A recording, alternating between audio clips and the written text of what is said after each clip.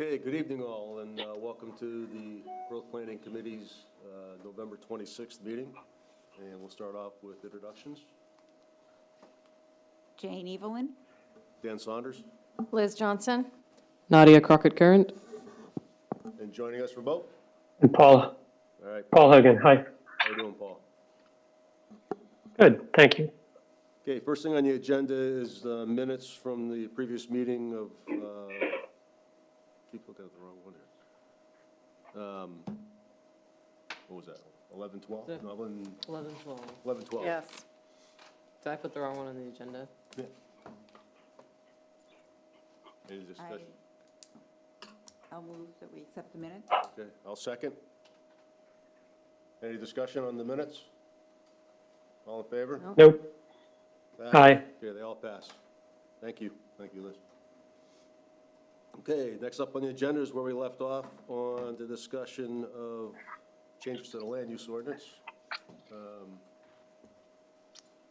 I'll pull that up. Yeah.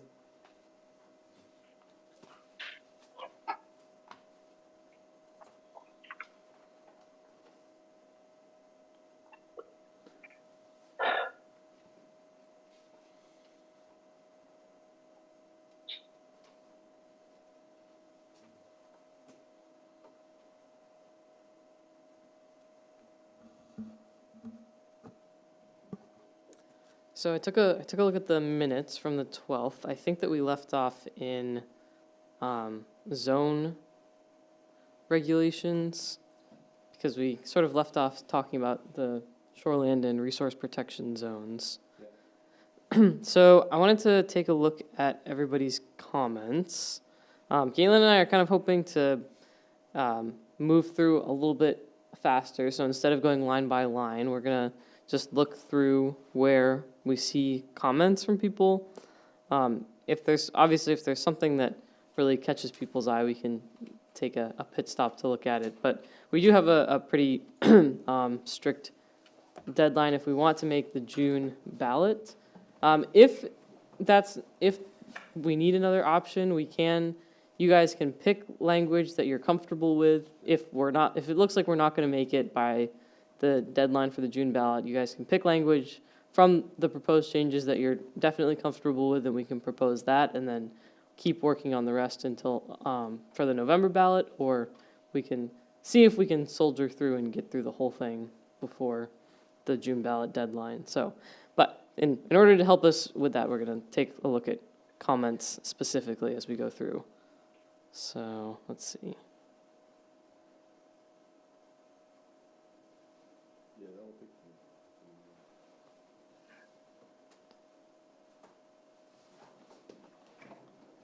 Somebody's way. Taking a look at seeing who left each comment. I'm the guest. Sometimes. All right, so I think this is kind of where we left off, the description of zone boundaries. So start with a comment from Dan. And are you guys able to read this okay? Is it big enough? Yeah, I think my comment was, I'm not comfortable with adding vernal pools to the resource protection.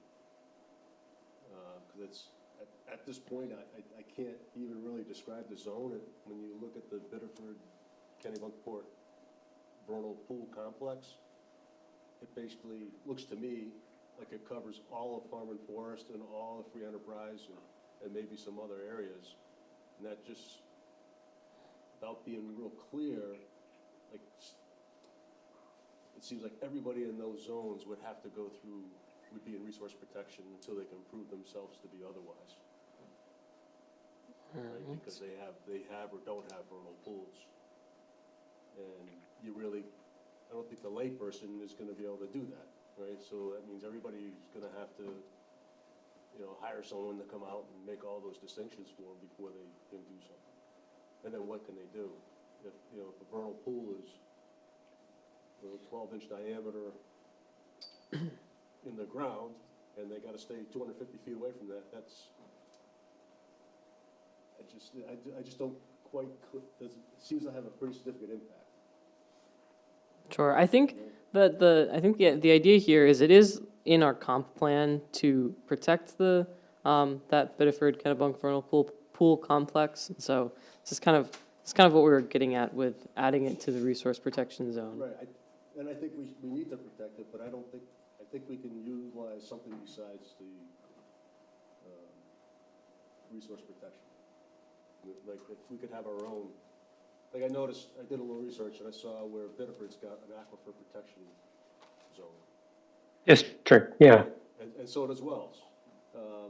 I'm not saying that's what we do, but you have, something that's separate than what a sort of a state mandated district that you have to have, right? That then would fall under state laws versus something we're doing, because the state's not even mandating that we do that with vernal pools, right? So I don't want to tie our hands to the state's resource protection identification. Maybe come up with our own Kennebunkport plan on how we want to manage vernal pools and what we consider significant and what isn't, Do we have maps that show where vernal pools are? And I have questions regarding when we talk about overlay zones and shoreland and resource protection and where they overlap. Do we have maps that show that? Yeah, we have a map that shows the shoreline zone overlaid on the, So you can see on our, on the ordinance, yeah. on our GIS maps, Yeah, we I'll have bring that up. a number of layers. We actually do have a vernal pool layer. Oh, cool. It might be a little bit slow here. So I think it's in, I'm trying to remember where it is. Hydrology? I think it's not in hydrology. It's in something else. Shoreland. Small. It's in here somewhere. There's definitely a vernal pool overlay. Okay. And they're very, maybe it's in here. They're huge red dots, so they do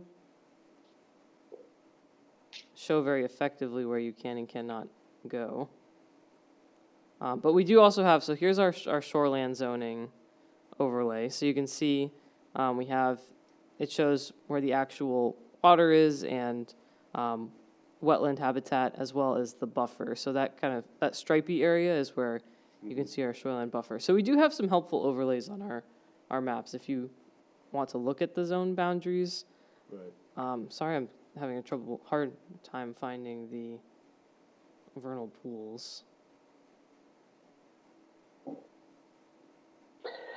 And how often will these change, the maps? So we have this state data, I believe, changes whenever the state would update it. And then our own GIS data, I'm not incredibly familiar with the system, but I think we send them updates when we want something updated. So like shoreline zoning was approved in 2015, so that's a 2015 map, so it's 9 years old. Maybe it's under the state. I saw one for inland waterfowl and lighting bird habitats is included in that. Or not, It doesn't look like it's. or endangered, threatened, and special concern wildlife. Let me turn off shoreland. I see those three circles. Oh, no, no, that's not the. So there are these circles here. I don't believe that's the one.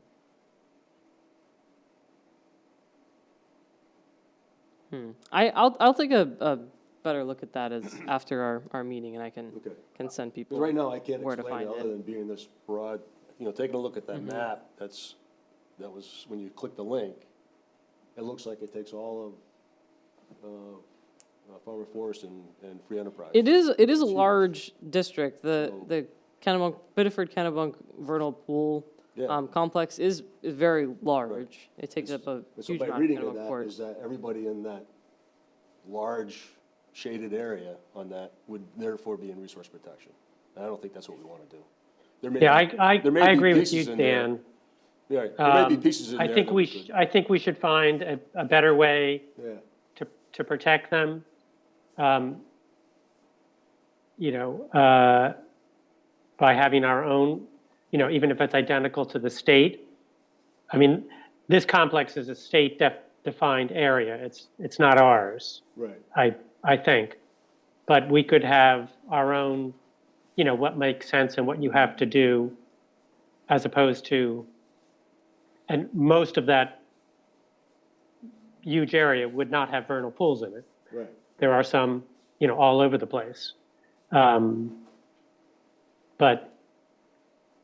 to put that much of the town into resource protection seems to strain the meaning. Yeah. I agree, and I think we ought to, even what we decide to do, we may even want to engage Biddeford, right? I mean, they're part of the vernal pool. Just like I'm surprised they really haven't engaged us on the aquifer. I mean, they're protecting the aquifer on their side of the border, but we have nothing really protecting it on this side, so. Yeah, but that's the way towns work. Yeah, I know. Unless there's some regional force telling you to cooperate, Yeah, it just, you know, it doesn't happen unless something happens. But it's worth reaching out to them. sure. So that's where I'm at. I really think we should just pull it from there and attack it in a different manner and maybe at a different time, so we don't, because we won't resolve it, I think, in the time frame that we need to get this piece done. Well, you know, maybe not. What's most important? How would you want to protect that area? What would be the, you know, the 3 things you would do, the 5 things you would do to protect that area? I would think staff would know that. I mean, I think at the very, very end, there was at the very end of all this, there's a section on additional zoning. I mean, the very end of what we're looking at. Can you scroll to the very bottom? Of the end of the whole document? Yeah, the whole document, all the way down to the bottom. We got into, it was a whole new section. And it talked about vernal pools was the last comments. Right here. At least I know what I was looking at. Was it right there? No, that was No, site plan. it was it was the last words on the whole page, all the way down to the bottom. Oh, in that, Yep. in these tables? I don't know, something beneath after these tables. After the tables? Yep. That doesn't look like it.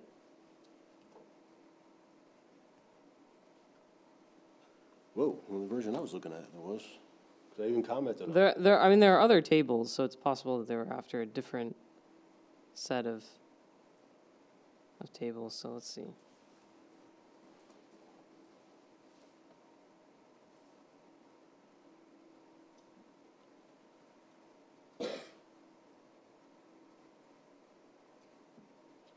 Can you search for the vernal pools? Yeah, that's what he's doing, I think.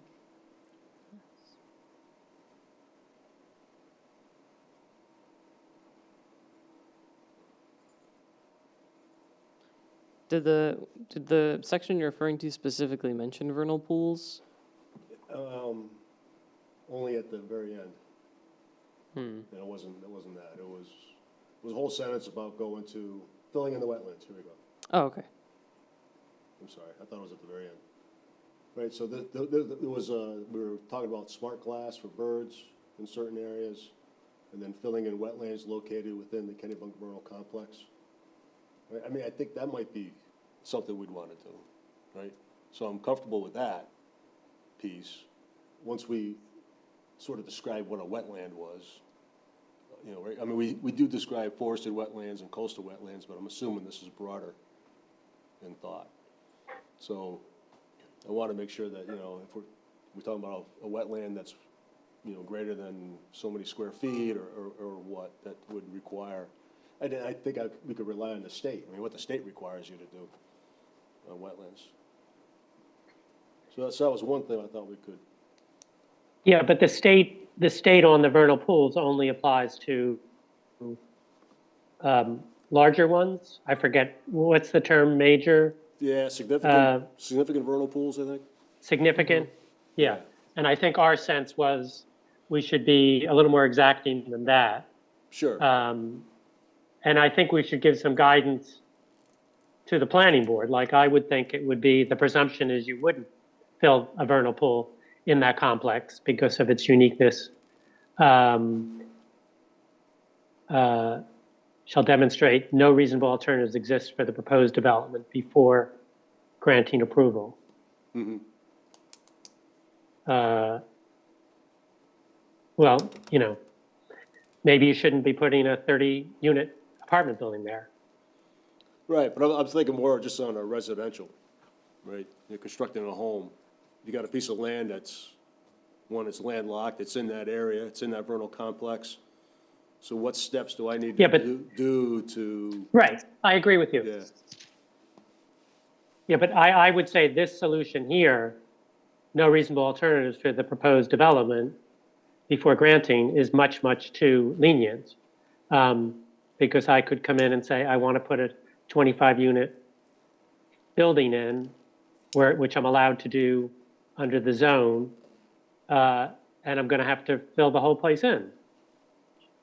And there really isn't a reasonable alternative other than reducing the size of the thing. right, But I don't want to do that. So I would argue there's no reasonable alternative for the Yeah. proposed development. Yeah. That's different than I'm putting in a single-family house, and I have this conforming lot, and I want to, build something on it. yeah. In that situation, there might not be a reasonable alternative. So I'm not really comfortable with this Okay, solution here. But I think this is where we could do what you want to do, Dan. yeah. So as we did with the bird glass, we'd have to just come up with how we want to protect the vernal pool complex. Right, Right. exactly. And what steps are necessary.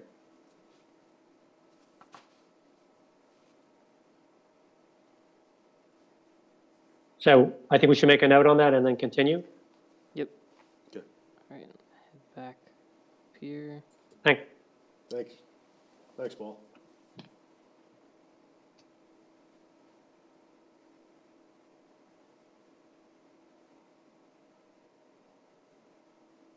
Hmm.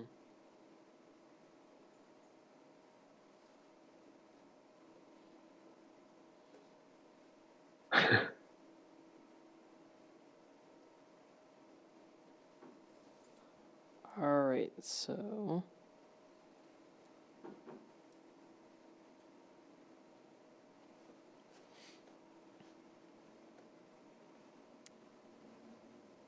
I think we're down here again.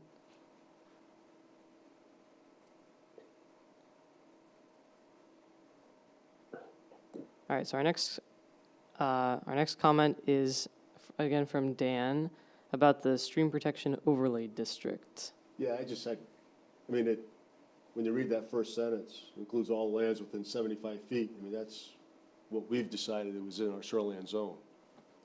So it's already protected, I didn't know what else. I didn't understand where else we were going with this, where we were gonna use it as, to be something different than shoreline zone, or? Mm-hmm. And Galen left a helpful comment here that this is an optional district since it is included with shoreline zoning. So I think it's just an option that you have to add an additional stream protection overlay district. what does it buy us? Yeah. I mean, to me, it's already confusing enough with all the overlays we have. To add one more, unless there's a super compelling reason, I Right. don't think we should do it. As long as we're providing the protection, the goal we're after. Right. I agree with you, Paul. I mean, if we didn't have the 75 feet of all streams within the shoreline zone ordinance, then I would agree, we could do something here, but we've already got it covered by shoreline zone, so I'd rather remove the complexity. All right, I'll make a comment there. Yeah. Liz or Jane, do you guys have any comments about that as well. Yeah, I agree, it makes sense. All right, let me make a note.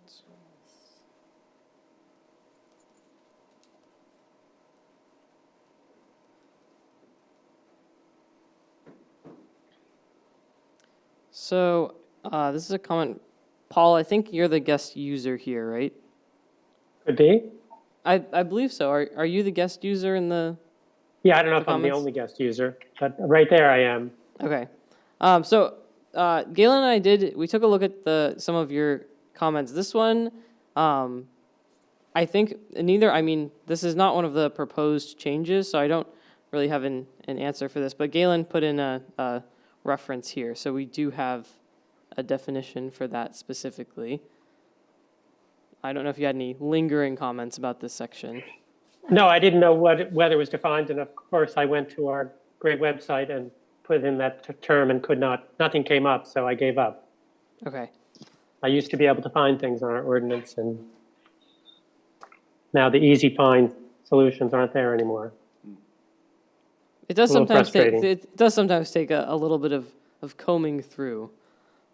Yeah, it shouldn't. That's not a criticism of you.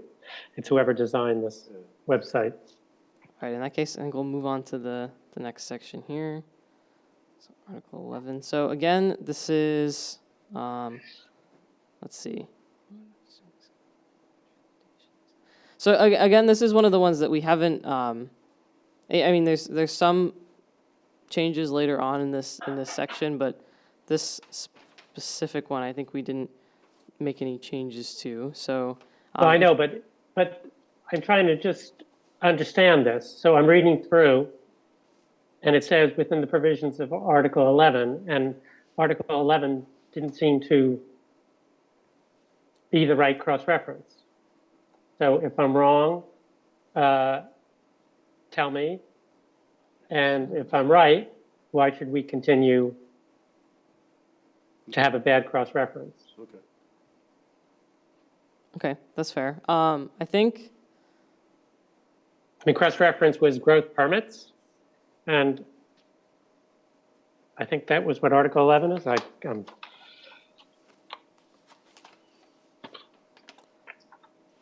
I'll be honest, I don't think I have a great answer for you for this one. no worries. So that one might have to, I can follow up with Galen about his response to your comment.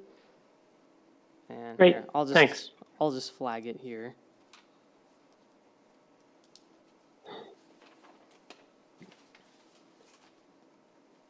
Oh, he had a comment there. I just saw it. Yes, Article 11. He just flipped by it. He did very thoughtfully go through and try to respond to most of your comments, since I'm not nearly as much of an expert as he is. So he did go Right. through, if you made a comment, it's likely that he went through and responded to it. Right. And I just haven't we'll probably seen them continue yet. to do so. All I was saying is I just saw his response. So Yep, he was doing it today, so if you hadn't had to Yeah. have a chance to go back and look. But if you continue to comment on it, we'll continue to monitor and try to respond when we can. All right. we're going from 5 cubic yards to 10 cubic yards in terms of filling within the shoreland zone. And I'm wondering why that's necessary. So Galen left a response here.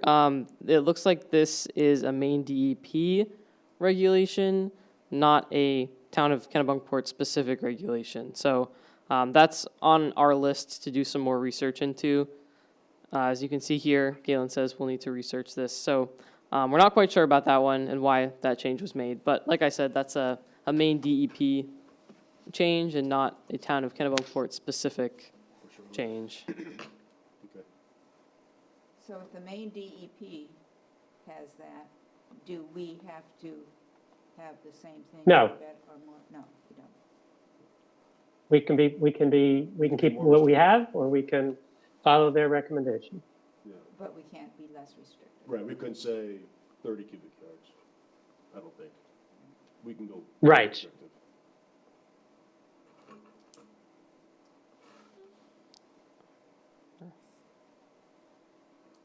I mean, I'm certainly against more fill in a flood hazard zone, special flood hazard zone.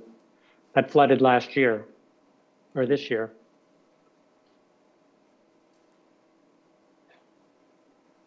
All right, I'll make a note to follow up on that too.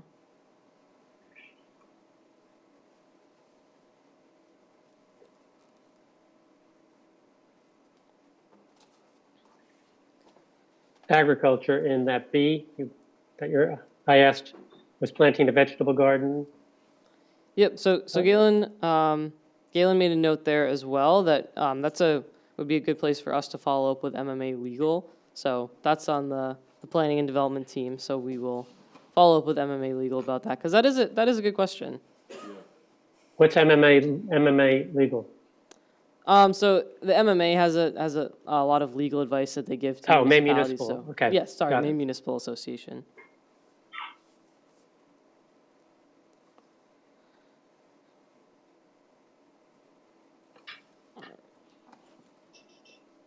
I mean, I think in Maine, don't we have a right to grow? A right to constitutionally now? Yeah, I think Without having to I'm ask not the planning board? I'm not very familiar with that specific with the specifics, so I'm interested to learn more about this, and I think it's something Great. that Galen and I will look into. Okay.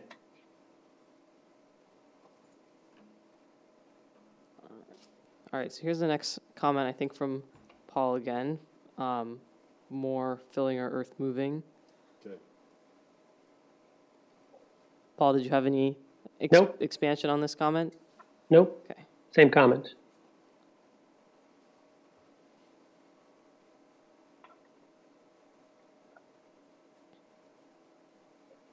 All right, another comment from Paul about allowing single-family dwellings in the resource protection zone.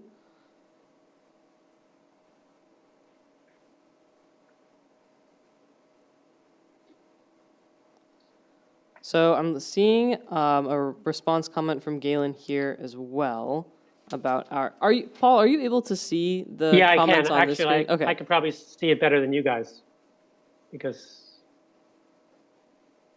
I just wanted to make sure it was showing up on Yeah. the screen for you.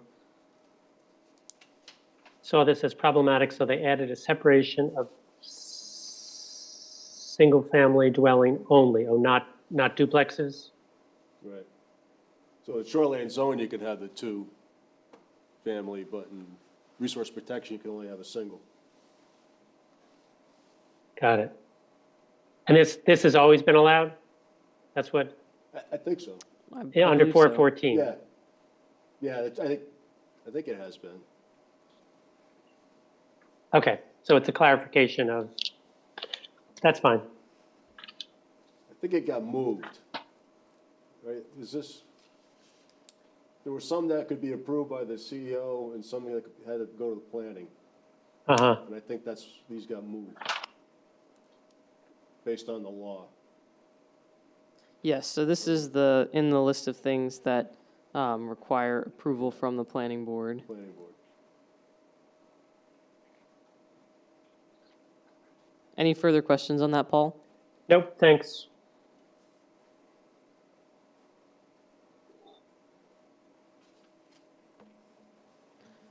All right, EPA standards. This is in structures and uses extending over or below the normal high water line or within wetland and shore stabilization. So, Paul, you had a comment about using EPA standards. Yeah, it was just, we use that as the reference point. And as I said in my little note, as the EPA is about to get gutted and everything will be relaxed, I would want us to have whatever standard exists today or anything that's more restrictive. If they decide that something else is toxic 5 years from now, then of course we wouldn't want that to be on decks. But if they decide 2 years from now that who the hell gives, a damn what's on a deck, I would want us to keep to what we have now. So I'm very concerned about what the EPA standards will be. I've seen this rodeo before. Yeah, it'd be good to have the reference to it, because I'm not sure where you would find what you need to find. Well, that would be good too, yeah. Yeah. So you're looking for a reference to, like, basically a link into those standards? Well, what it is, then we can make a determination whether it's something we just, forget what EPA is saying, we just want to incorporate what's said there today. Right? Right, no less stringent than what's in there today. Right. And just- Like you can't put creosote today, you can't, Right. you know, there are certain things that we now realize are bad. Yeah, if they wanted to bring back lead paint, you know, Exactly. we say, no, you can't, Sure. you do it somewhere else, so. I thought that would happen. I'm hoping the guardrails of the big government machine Yeah, can keep it in line.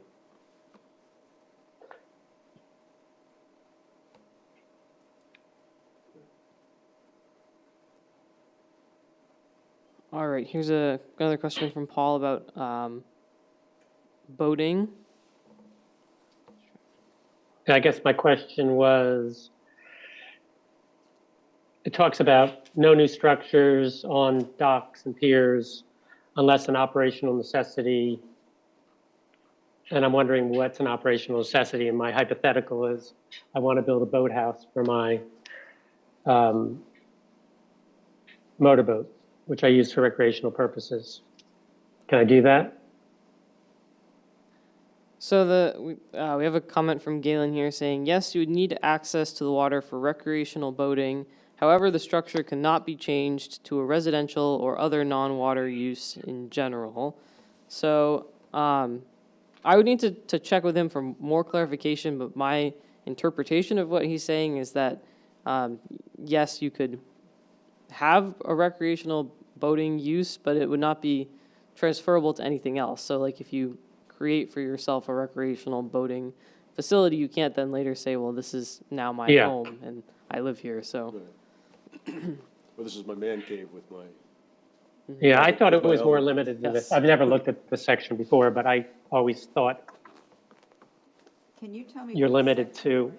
you're limited to, you know, putting in a pier is a, 19, number 11. We're in 245.11. Oh, so 511 is still all in shoreline zone, right? Yes. yeah. 5's in shoreline zone.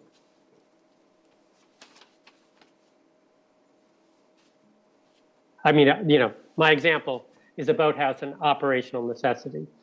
Well, I wouldn't have to put a canvas cover on my boat if I had a boathouse. Yeah. But So you're asking basically, is the boat itself a necessity? Like, do you need a space? Are Do I- people? In other words, if you're a fisherman Is and you're living on the. sure. I think That's you do for a living, it might be an operational necessity versus, recreational boating, and I think that there are other, basically other protections for commercial fishing endeavors if you have an operational necessity for that. So I'll put a comment here and I'll check in with Galen about that as well. I hate to send us backwards, but I had written a note here. It's hard for me to follow along there. I'm trying to do it on my computer as well. But there was something referred to in section 244.17, 244.17. section D. And Section middle D or D, okay. shoreland structures and setbacks. please don't. is that what Oh, I see. Yeah, I won't be over here. Yeah, okay, yeah, and I had tried to put something in there and not done a good job, but, Okay. so, but I couldn't find 240, it refers to in the first line, 240-6.2, and then it also refers to 243B, and I couldn't find them in, that, they should be in this document. They're not in this document. They're in the, you have to go back to the ordinance itself and find that, because that section's not being changed. This document is only sections that have changes in them. Ah, The full document is just overwhelmingly long, and so Galen pared it down so that it just has the sections being changed. Okay, So if you can't find a section that's referenced, it does exist, but you have to look in the regular code, which you can find on the town website. okay. Thank you. I did the same. I don't think it was for them. It might have been actually for that one, but just to make sure it was the right section.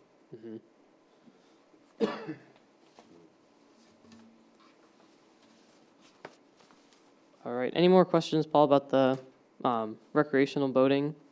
Yeah, so my further question on that is, so I could build a 2-story, big structure blocking people's views that they used to have of the water because I want to cover over my boat that I use 5 times a year? Well, you could try. Right? This goes to the planning board, right? Or does this go to you guys? Yeah, I know I this mean, is I'm not, sure building a new boat facility would have to go to the planning board, but I don't think that this section is specifically for planning board Okay. necessities. Yeah, I mean, it would be good to have clarification what operational necessity is.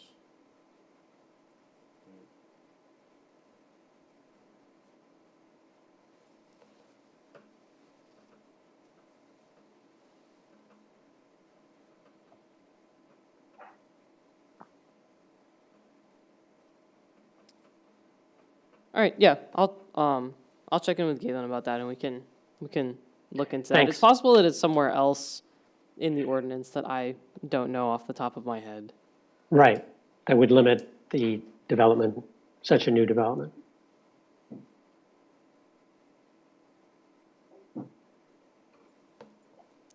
All right, trees. So, Dan, you're recommending here that we stick with the 2-inch diameter required by the state as opposed to 4 inches. Right. I was just looking it up to see, I mean, I was trying to find what the cost difference was. And it turns out that they actually measure trees differently when they're trying to sell you a tree versus when you're out in the woods measuring trees. Okay, So how do they When measure you're, it? when you're trying to buy a tree, they measure it 12 inches up off the base. Mm-hmm. And of course, this is at 4.5 feet, which is they call it, what, the DBH. Mm-hmm. But anyways, it seemed to me like a 2-inch tree could be 10 to 12 feet tall, of like an oak, Mm-hmm. whereas a 4-inch tree might be 20 feet. So certainly a lot more cost in one, buying it, and then 2, getting it transported, and 3, planted Mm-hmm. for that. And I'm not sure what the benefit is, other than you save a couple of years before you hit, its full growth. The 2-inch one, a homeowner may be able to manage the whole process himself, cut down the tree and clean up the stuff, and then plant new 2-inch trees and meet all the requirements of the regulation.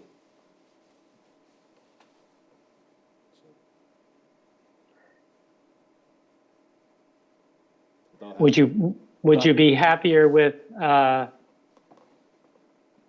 feet in height is not very much. Well, that's where they measure it.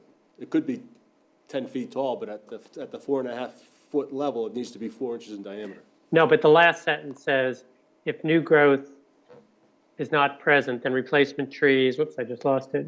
You're just moving the, Oh, sorry, I was looking to catch up to where you are. I'll put it back. there, must be at least 4 feet in height and no less than 4 inches in diameter.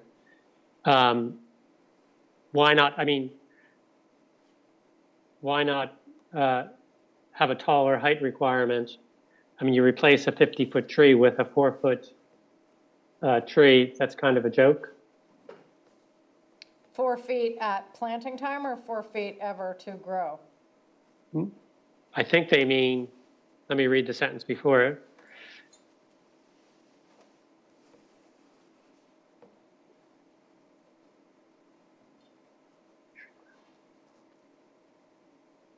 I don't even know what that means. What does that mean if new growth is not present?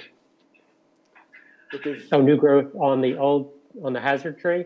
Yeah, no, if you took down the hazard tree, but there's other Yeah. trees growing near it, so you're not gonna lose really the canopy, you don't have to do anything.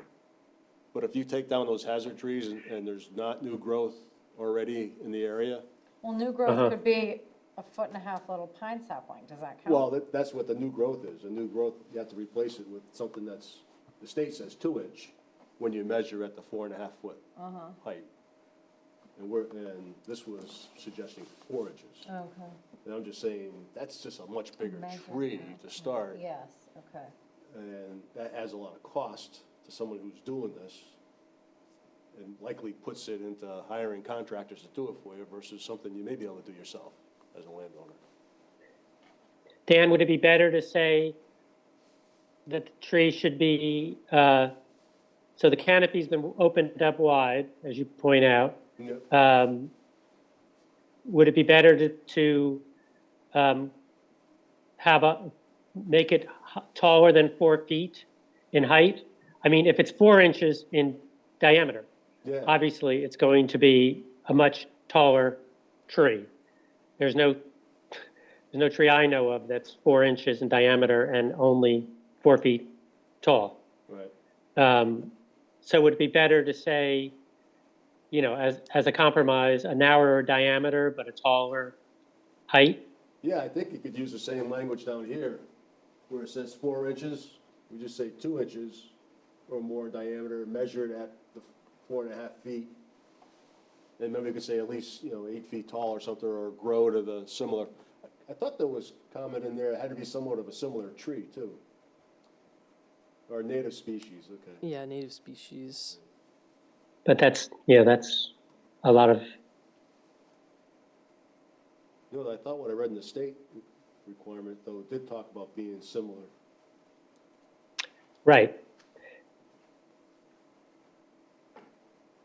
I mean, you could have had your canopy is opened up, but you put in a rhododendron that's never going to be taller than, Right. Right, if a rhododendron is native, I'm not sure, but if it is, or laurel would be probably native, and it's never going to be taller than Right. 12 feet.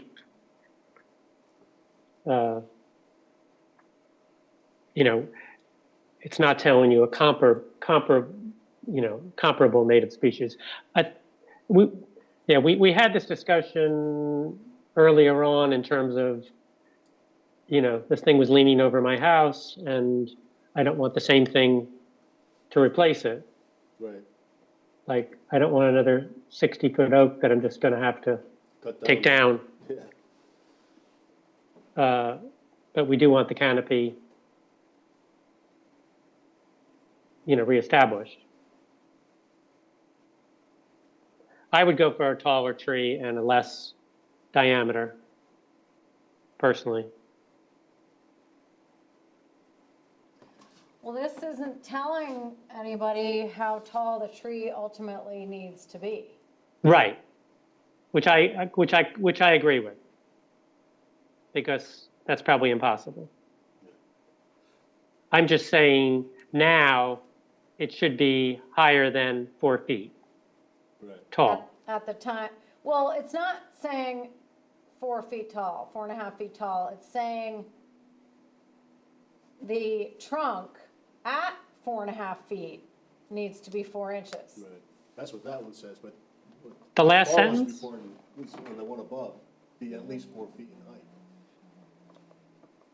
So Oh, it you're is, right. it is talking about Yeah, height, yeah. And no less than 4 inches in diameter. Right. Yeah. That one. To me, it's a non sequitur because there's no such animal that's Right, 4 inches thick at 4 feet in height. yeah. Yeah, I think this sentence needs to be really the same as this one down here, where you're measuring it. And I think we need to change it to 2. And from what I was looking at, trees, and they're gonna be 10 foot tall if you got a 2 inch right. trunk at 4.5 feet. Yeah, I guess I would err on the side of caution and put in some height Yeah, at planting.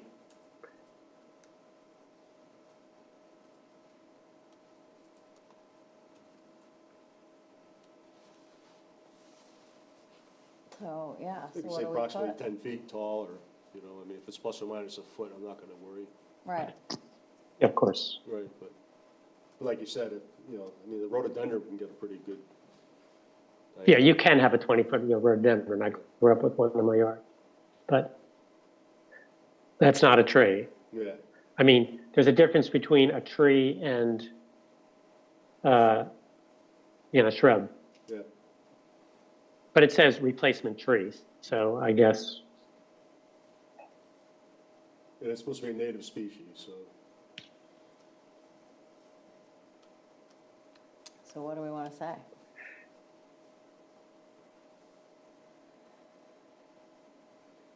I think 2 inches or more diameter, measure up to 4.5 feet, with a minimum height of, 8 feet. yeah, 8 feet or something like that, right?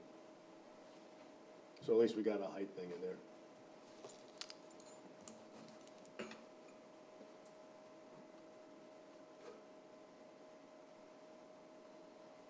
2 inches in diameter. Measured at 4.5 feet above the ground level, and then 2-inch diameter, measured for and a height of at least 8 feet or something like that.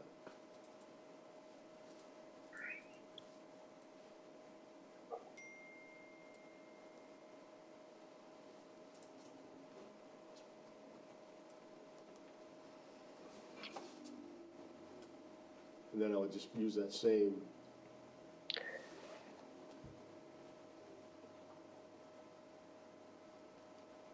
Here, I'll make in all a those, comment in all those here. sentences, Yeah. so it's always the same type of tree. Or same specification for trees. And this is all still in shoreland. This Yes. is also a shoreline, yeah. All right, so I put a comment there. Which includes, of Rest course, it. streams, right, because we added that, 75 feet. So it goes inland pretty far. Hmm.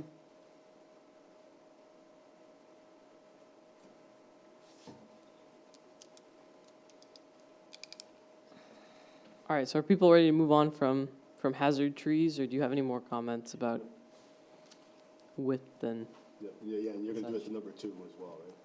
Yeah, I put a comment in Okay, there. Good. Yep, you go to that comment. 5-point triggered. Right, that was my note. Right. And he answered,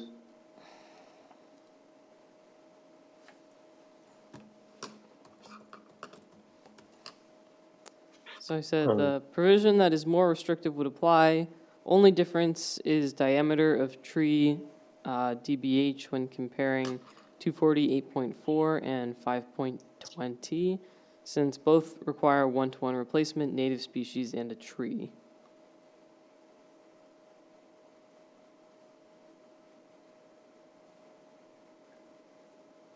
I guess, why would we have a different standard?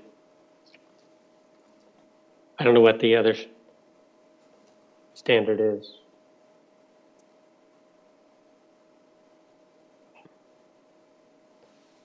I think a lot of this came right out of the state, right? A lot of this come right out of the state. Yeah, a lot Yeah. of these let me see what Which- Galen's comment is here. So this is a new provision from Chapter 1000. So yeah, this is more state language.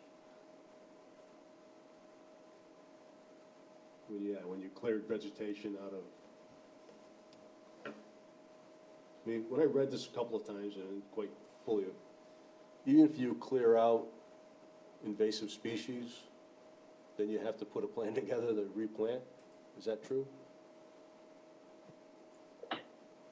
That's a good question. Oh, here's a section. So the removal of non-native invasive vegetation species, Yeah. provided the following minimum requirements are met. So this is It's to clear it, exemptions. but then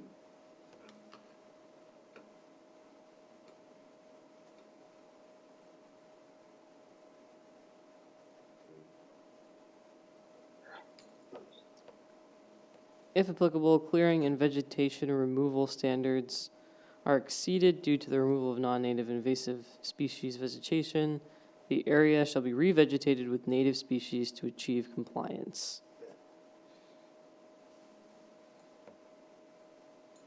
So if I clear out more, I got a bunch of invasive species, I clear it all out, but it's greater than the area that I should have, then I gotta replant native species, right? Can you go back up? I thought this is larger than, this is any removal. It's not, there isn't a de minimis, is there, Dan? I don't recall.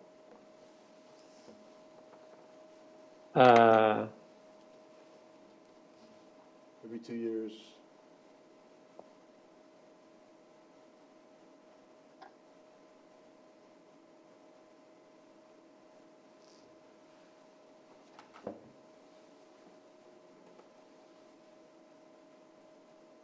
So I'm gonna scroll back up, see if this makes.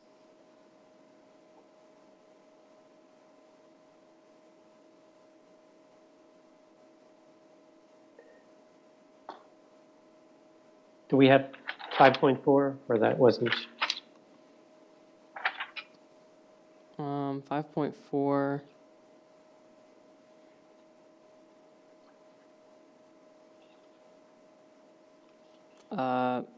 Looks like there were no changes to 5.4. Right, it was just that cross-reference. That's why I was just, Let's see. it's all about retaining walls and revegetation after.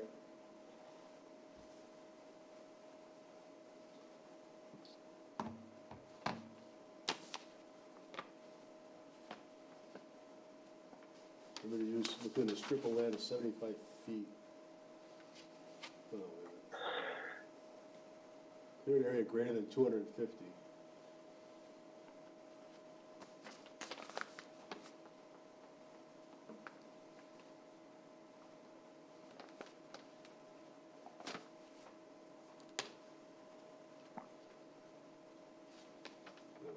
But the section we were looking at was just removal of invasives, not requiring what, a permit? Right, but I guess if you clear out more than 250 feet, square feet of invasive. Yeah, that's a species, different, right. Then you gotta plant back.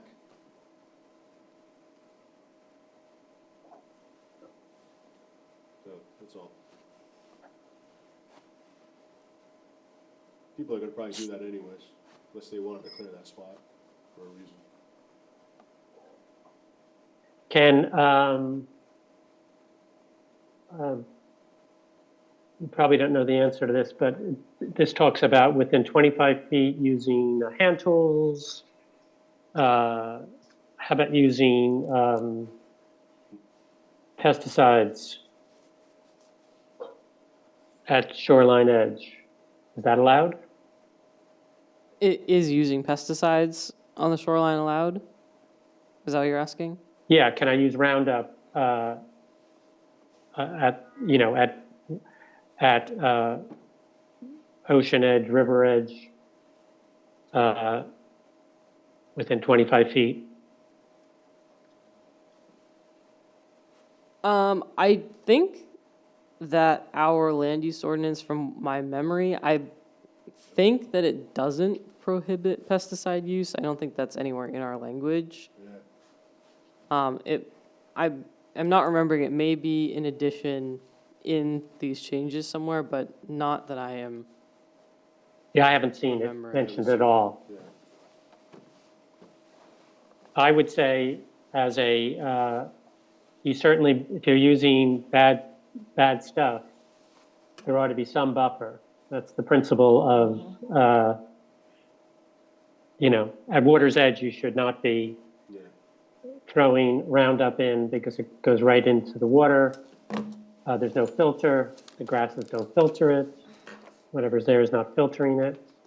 So I would make as a condition in our town that if it's within some distance, I don't know if 25 feet is the right.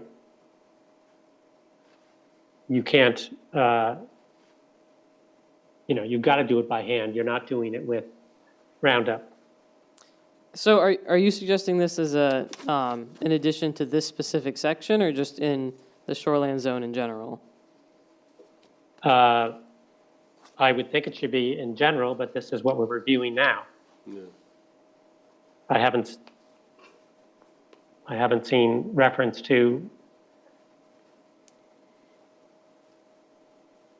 So I know that pesticide use comes up a lot, and so Galen has definitely thought about it. So I'll need to check in with him about what his Great. determination is based on basically what we can and cannot regulate in the shoreland zone. So I'll check in with him on that. because I think the principle used to be, old world thinking, oh no, you can't go cut it down, but you can go spray it down. That's what I believe I've been told, was what the code office would tell people when asked this question. And they're talking about removal of invasives,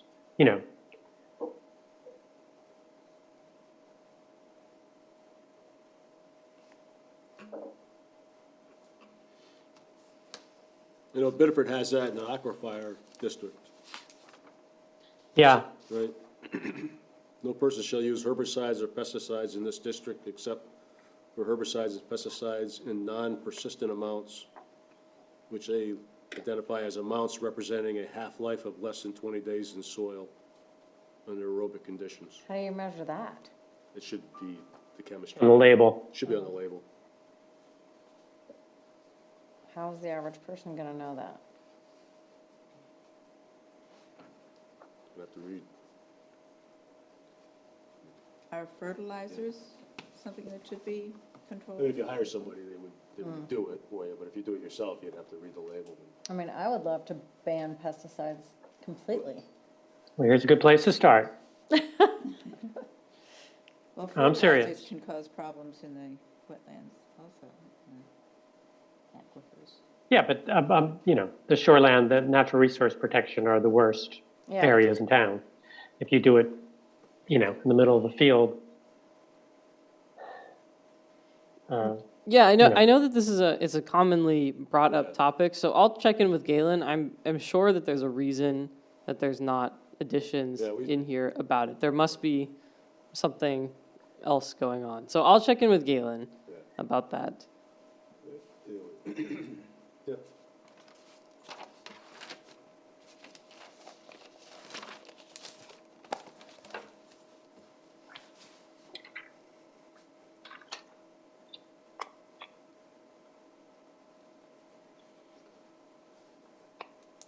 So that the state doesn't require anything, they just require 2. So I is for us. If we keep it, I just say we go back, we also make this the 2-inch tree as well.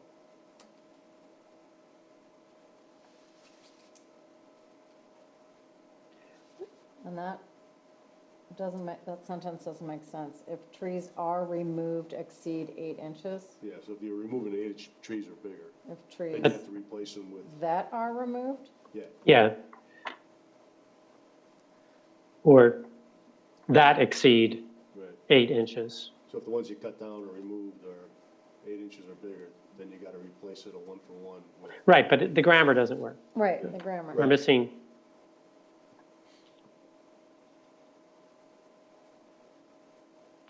I'm an engineer, I don't always catch the grammar part. So what if we just That's leave it right. at if That's trees removed exceed 8 inches? in diameter, measure 4.5 feet above the ground. Oh, you're right. So Galen did leave a comment here about the planning board. The planning board has a history of preserving larger trees and values their protection. So this is something that we see pretty commonly when we have planning board applications, is that they do ask them to preserve those larger trees. And so one of the things that we are supposed to look at that the comp plan does say is to look at things that we're seeing from the planning board for what they would like to see in our land use ordinances, and protection of larger trees is definitely one of them. So that's where a lot of this larger tree protection language is coming from, Okay. is desire that we've seen from the planning board and what they consistently ask of people when their application's in front of us. Right. But I would still say we could argue for, go with the 2-inch and be that consistent. So replace it with a tree that's 2 inches in diameter at the 4.5 foot level. And that's 8 feet tall. That's 8 feet tall. And then we're consistent throughout our ordinance with the same type of trees. And see if the planning board is comfortable Yeah. with the 2 inches. They know better than we. I mean, I think when I was doing some Googling, the age difference was like 1.5 years to 2.5 or 3 years, so we're just Yeah. gonna spend an extra 2 years for it to get to its full growth.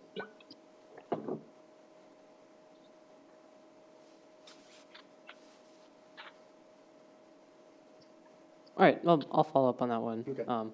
About making the language uniform.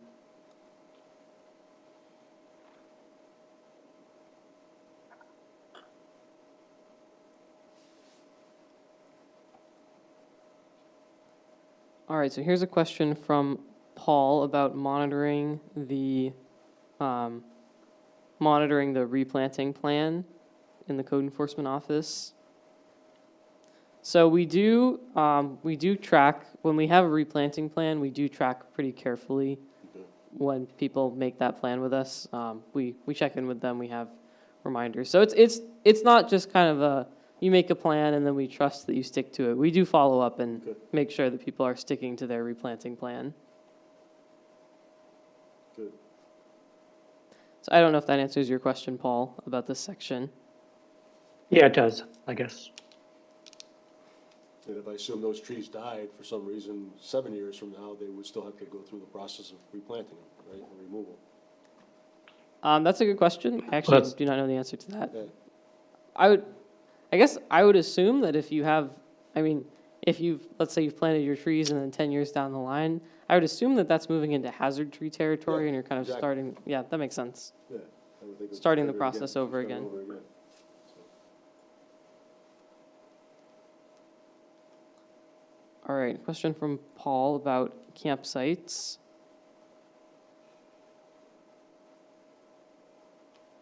So is this a whole new section? And I didn't really understand why we were doing this. So start me there. So more language from chapter 1000. Yeah. Most of these entire new sections are just language that we're missing from chapter 1000. So comment from Galen says that campsites that KCT holds would be protected even if they're found to be non-conforming with a change in the land use because they're already existing. So they wouldn't have to be dissolved with a change in the land use ordinance. They would be just like a regular non-conforming lot. They would just be found as basically like because they're already in existence, they would just be considered non-conforming, but they wouldn't be forced off.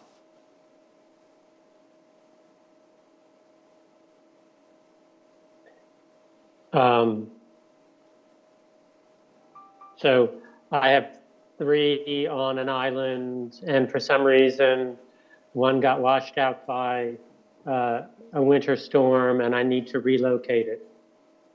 Tell me what happens. I'm talking about the trust. That's a good question. Are islands lots?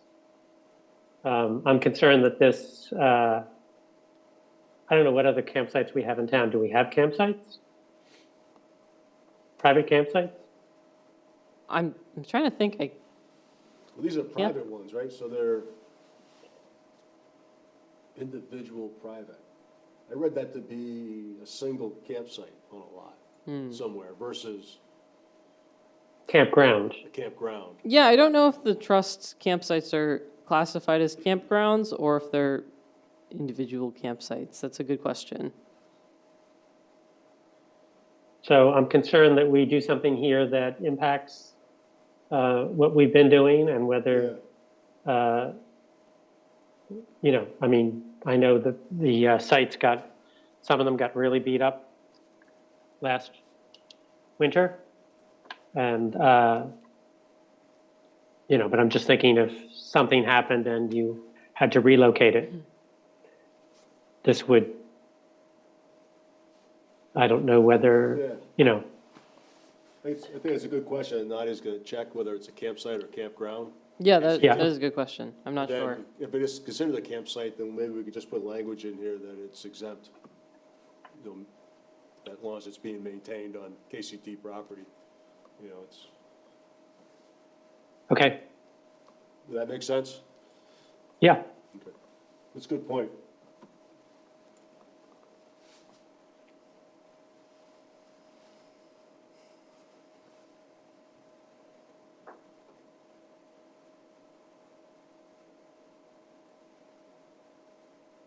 Yeah, so I guess I had a question about, and what's an RV? Only one RV allowed in a campsite. Are those things that are over at, what's the term of art for what exists at Sandy Pines? What are those things called? That are the size of houses at Goose Rocks? Curds? Like the glamping tents. Yes, they're called something with curds. No, I'm talking about the physical structures, the things that come in on wheels and never move again. That are, 2 stories. They have lofts, they have, Really? Wow, I don't know. and there used to be little campers there. And then the ownership changed and they put in these major things, and planning board said this was not a change it's a non-conforming use where that campground is. It's in the Goose Rocks, residential zone. So it's a non-conforming, the use itself. And I would assume the structures are non-conforming. Both are non-conforming, which was another one of my questions. Yeah. But anyway, I didn't get from this what we've allowed in the past and what would newly be allowed. Well, it's a good question. Maybe we should have a definition of what a recreational vehicle really is. So let me see. I always took that to be something that, you may park it there for a year, but it was always roadworthy. Right?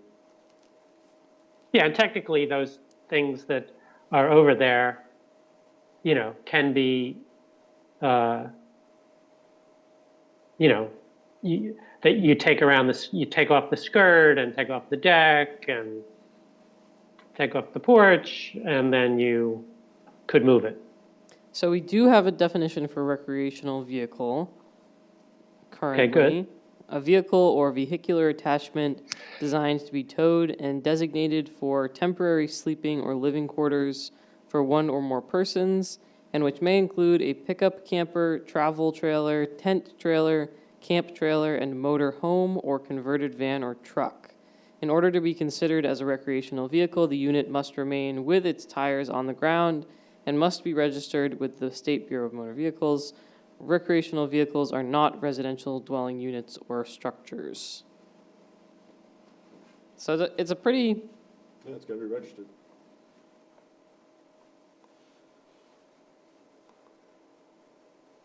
I would say in some ways specific and also vague. The size of the motor home is not really specified, just that it is a motor home. Yeah. Right. And it's registered, so it's gotta be, Mm-hmm. it's gotta have tags on it. So registered as a vehicle. I guess I'm suggesting someone on a wooded lot next to me clears 100 square feet or 1,000 square feet and puts one of those big things, which might be, I just think there ought to be a size. A size on it, because things are always getting bigger, better, taller. the recreational, if a truck pulls in a camper, say the camper part has to be registered as well as the truck Yeah, pulls it in. That's my understanding. And then Right. that means that I don't know, I haven't seen these ones that you're referring to, but if they would all have to be inspected, like, Right. annually. So think the ones you see all the time on the turnpike, that are the size of what we used to call buses. Four wheels and it moves. Do we want them allowed on these private campgrounds if we haven't allowed them before, or have we allowed it before? So Galen I'm does com- have a response to your comment that says that performance standards could be strengthened or limited if this is a concern, and proposed change will require conditional use by the planning board for shoreland and resource protection. So if someone wanted to put one of these in, they would have to go through planning board to do so, but he does also say that you can strengthen your performance standards, and so I can't say with confidence that means you can limit the size of the recreational vehicle. That would be something I would need to check with Galen about and get more information on. I mean, is your concern, Paul, someone actually, I mean, if somebody owns one and just parking at their home? Or? Well, I guess that could happen too. I Yeah, wasn't thinking of that. I was just thinking if somebody has a lot and they, are using it for, there's a provision in here, if they're there more than 120 days, then they need a subsurface. If it's on the site for more than 120 days, then they have a different standard Right. in terms of sewage. I assume if it's less than 120 days, I can put up an outhouse. I can, get a porta-john and have it cleaned out. My basic question is, I always thought you couldn't do this in Kennebunkport.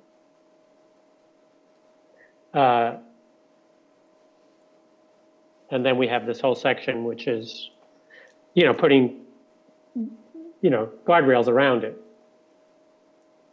So,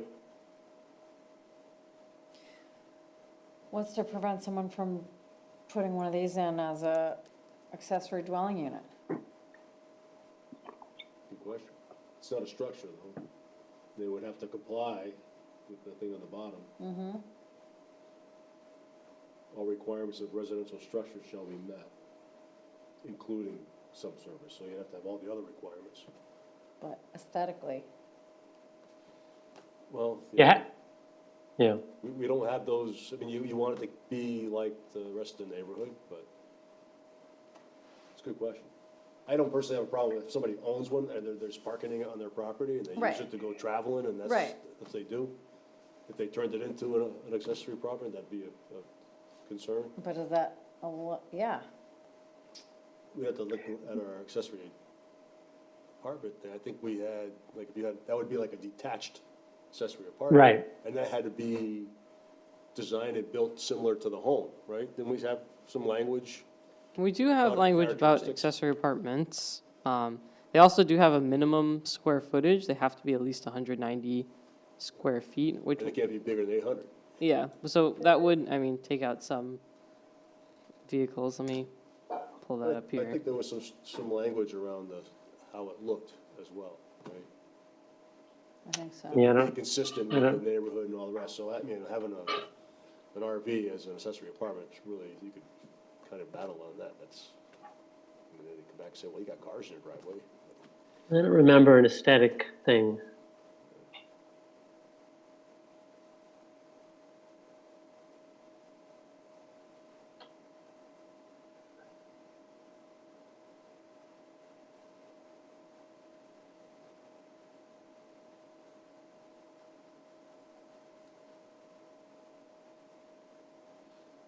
I guess we didn't, we talked about it, but didn't put it in.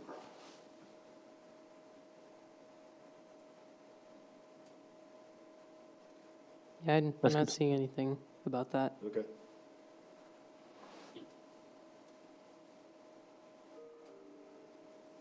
But could you, yeah, I'm confused by the language, which it says must meet the requirements for residential structures. How could you meet the requirements for residential structures if it's on 4 wheels and can be moved, or 2 wheels and can be moved? I would have thought a residential structure has a foundation and a, Well, we would allow like a mobile home to be a residential structure, so I don't know if that sure, But falls under the same kind of Yeah, I don't know. category. it might be worth But here then just, it's not a recreational vehicle yeah. anymore. We should make a,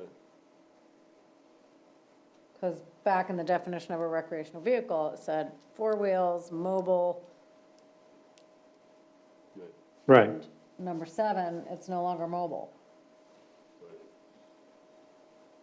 maybe we could add number 8 here where you can't, you know, recreational vehicle, whatever the terms are, can't be used as a accessory apartment or short-term rentals or something like that, right? So they don't put the RV out there and then start renting it out as a space. So we do, I mean, we already require short-term rentals to be legal dwelling units, which does have certain provisions that I think would be very hard to meet with a recreational vehicle. Like, for example, accessory apartments are not allowed to be short-term rentals Right. already. And so I think, I mean, one of the things that we require for an actual dwelling unit is a growth permit.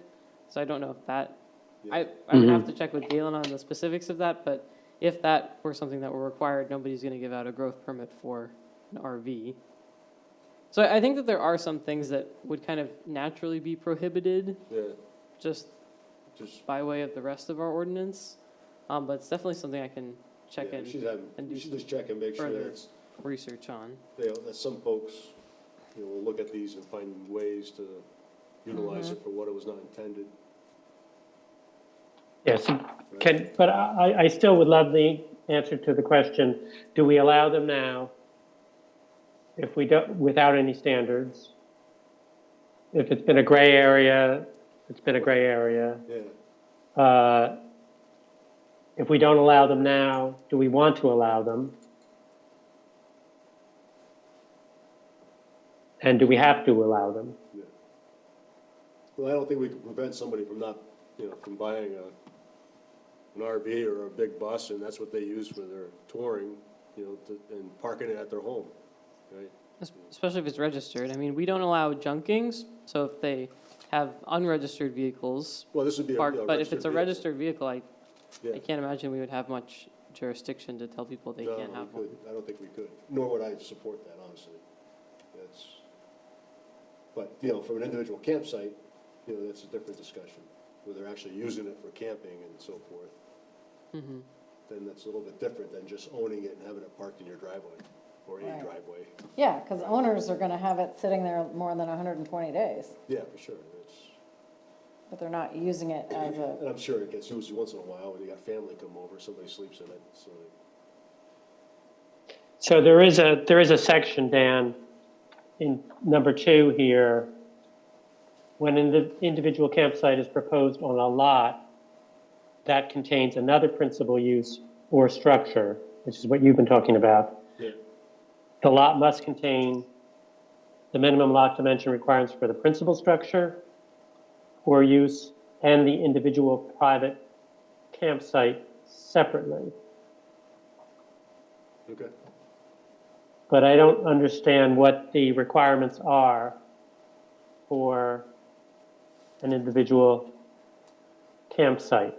What are the setbacks? What are the, we know you can't clear more than so much, you know, you can't clear more than, let me just place on a site more than 120 days. Yeah, so I don't see where the dimensional requirements are. Could I just stick it in my side yard right up to my neighbor's house and use it as a campsite? Yeah, It's one thing to park it there and not use it, but Let me scroll. It's possible that there's an added definition. Let me scroll back up. Good question.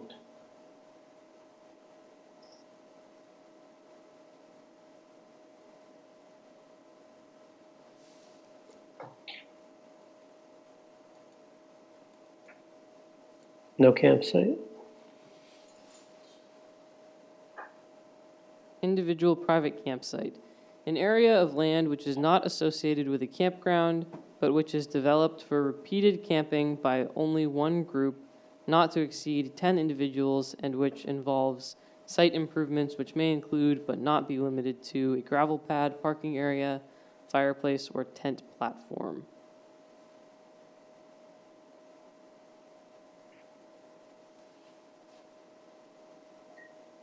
Wow. Okay. Yeah, but what's my lot coverage requirement? How close can I go to my neighbors?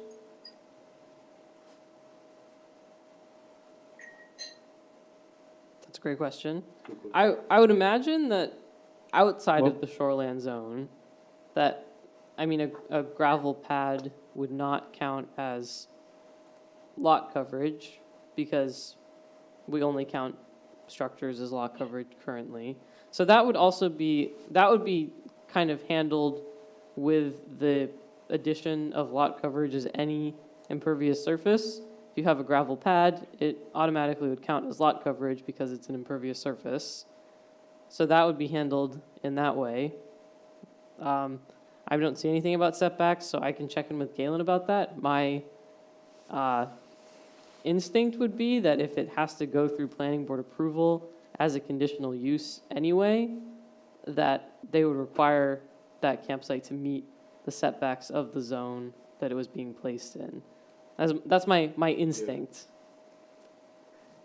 Yeah, so I'm just, go back to, in your comments, when you go back to talk to Galen, in 521.2, what does that last part of the sentence mean? And the lot must contain minimum lot dimensional requirements for the principal structure and or use and the individual private campsite separately. Yeah. So what are the dimensional requirements that I'm separately considering for my private campsite? I don't see how it fits together. Yeah. The only way I can see, I think, is what Nadia was saying is, you're out in farm and forest and you have a 5-acre lot, right? 3 acres is the minimum requirement. So you have your dwelling on a 3-acre portion of that, but the whole lot Right. still has your front and side and back setbacks that you still have to honor no matter what kind of structure you put out there. Right? So if you were to put a shed or something like that, you still gotta stay within your 15 feet and 20 feet of the lines. I'm guessing that's what, but it'd be good to have clarity there. Yeah, I mean, it suggests there's a separate, either in the definition or a standard, Yeah, because you're considering it separately, yeah. which I don't know what that means. Oh, I'm going to have to, hold on 1 second.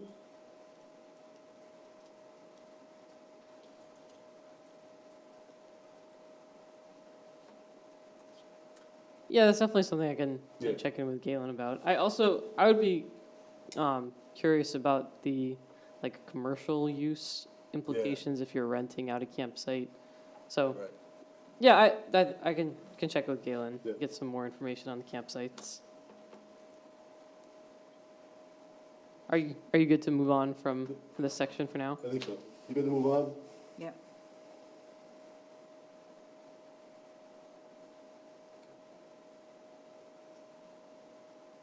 So on the pergolas and the trellises, I just had a little bit of a concern, those not being within the set, or being excluded from the setback requirements. It just, I know Galen answered my question. Will not have a concrete plate. If they have vegetation, maybe that will help absorb the water. I'm just worried, there's no, they're supposed to be open trusses, but, You could have them like half-inch spacing, and a whole lot of water could run off them or bounce off them onto other property, that's all. And I don't know why, I mean, why should they be exempt? Other than maybe it looks a little nicer that you don't have to walk 15 feet onto your land before you walk next to the trellis, but. Yeah, and I can get Yeah. more, I see that he responded to your Yeah, comment, and I'll just put a little note here. certainly fine with the stairs being excluded. But I just don't understand the reasoning, the need that. Where did we jump to? This is, So we are in the 246.1. townwide regulations. 6.1.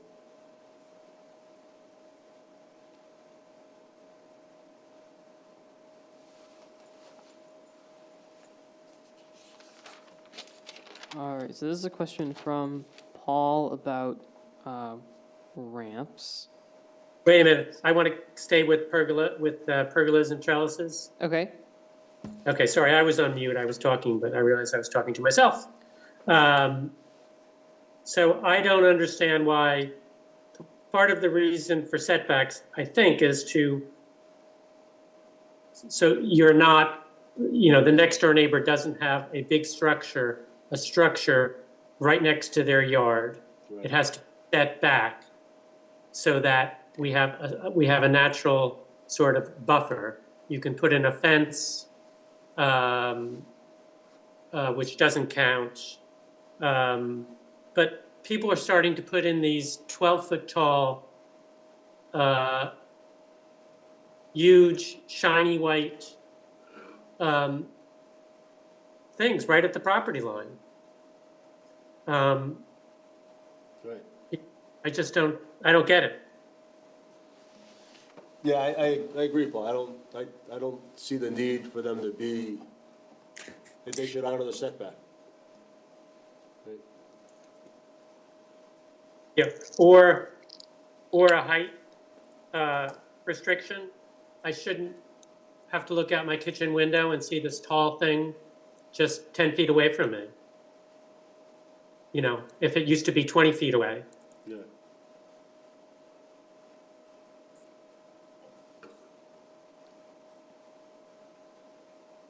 Jane and Liz, you guys have any comments about the pergolas and trellises?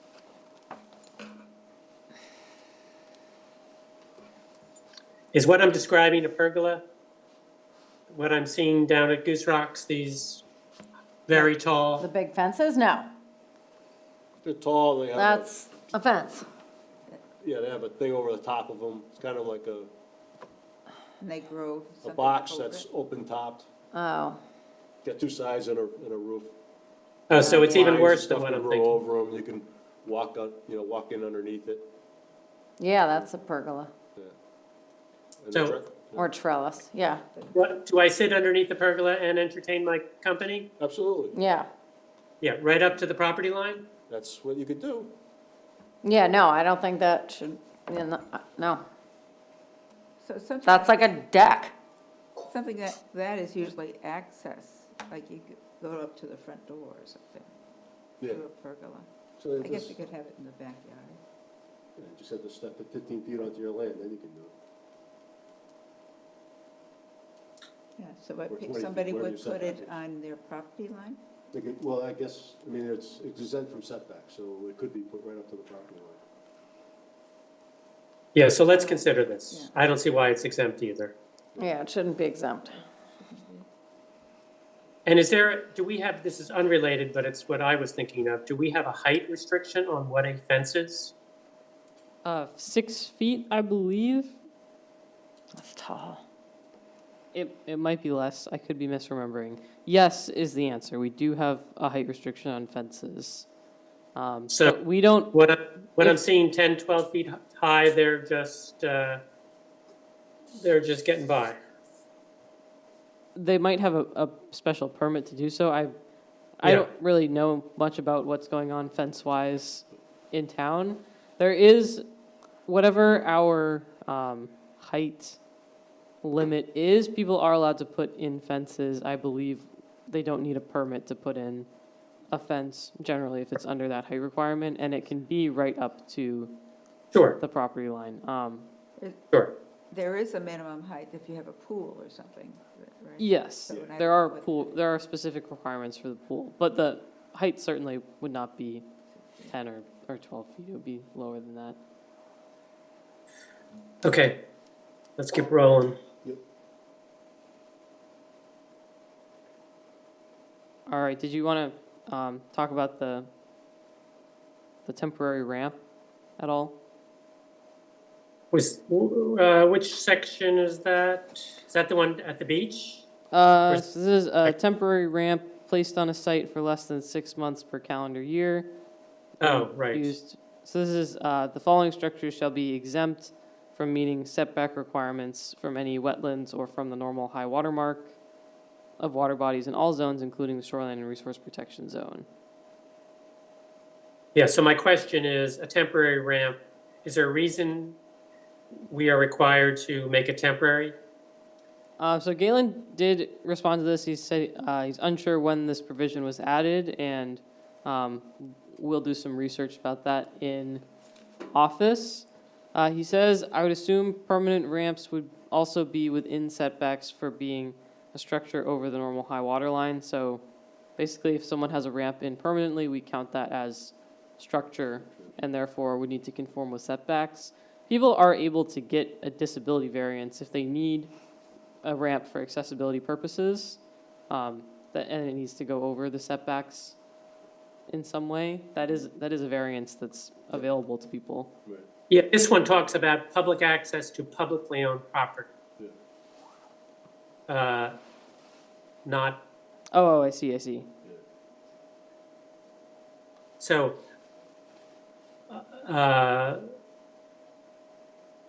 but I guess that could apply to a private property that abuts. Well, that wouldn't be public access. So I'm just thinking of the two new ones we put in this past year. So, and one would hope that they could stay up all year long because people use the beach, and there would be two ways to get to the beach that you don't have to climb over huge rocks, which is kind of dangerous. You're talking about Goose Rocks Beach? Yeah. In connection with the dune restoration, the state recommended, a certain configuration and height of dunes to try to restore them. And then there needed to be a way off of that higher, that greater elevation than it used to be. So we have these, two new ramps that are there that I would hope could stay all year. They're in, they go right, they're behind the rocks and they're, down to the street. Ones that, Yeah, this would be, like Galen said, this would be one that we would need to do some more research on. okay, thanks.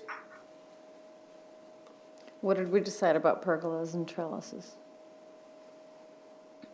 We're concerned. So I think that's one, I'll check in with Galen about that one. What I'm hearing from all of you is that there's some confusion about why they would be exempt in the first place. So I'll check in with Galen and follow up about that.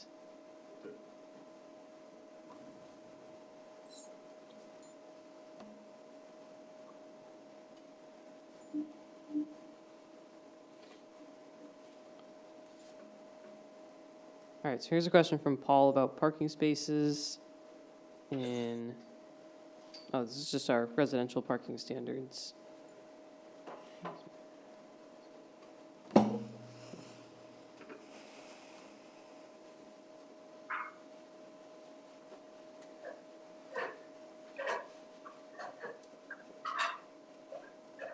So gravel is okay? Now that I'm looking at this again. Yeah. Gravel's okay. Yeah, I believe that gravel would be fine. I'm not seeing anything in Okay, no, Galen's comment that suggests it isn't. okay. I hadn't seen, when I was looking at this before, I didn't realize gravel was okay. Sorry.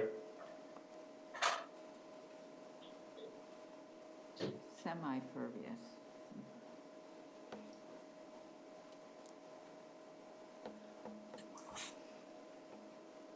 So, So that is just saying that people can use pervious or semi-pervious materials, but in the shoreline zone, those are not counted as such. They would still be counted as impervious. Right.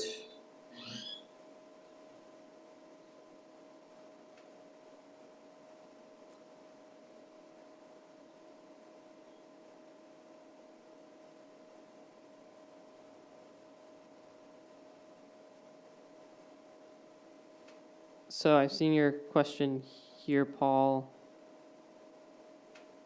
about signs.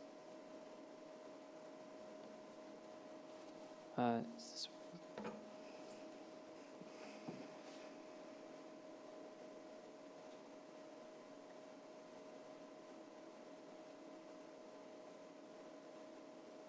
So your questions are, your questions is, in general, the signs and billboards section applies to residential properties?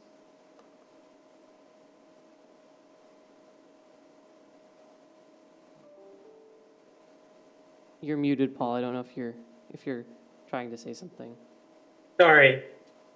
There was a 20 square foot, he's commenting 20 feet is referring to the height of the sign, but I thought there was someplace in here, the sign can't be larger than, I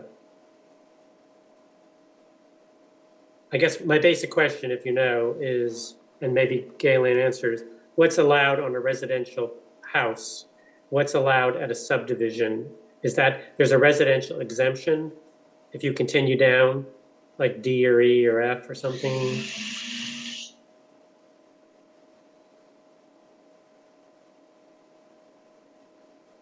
Is it after home occupation? Keep going. Temporary signs. I also, on temporary signs, can I have a for rent sign all year long in front of a residential? Need a permit after 90 days, right? Signs. That's how I would interpret that. Yeah.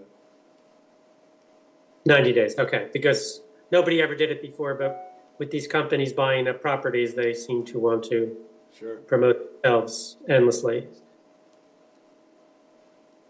Where was the residential? What section is this? Sign dimension, oh, down in H. Keep going down. 246.12. Oh, sign dimensions and number for permanent signs located on non-residential and residential properties. Non-residential.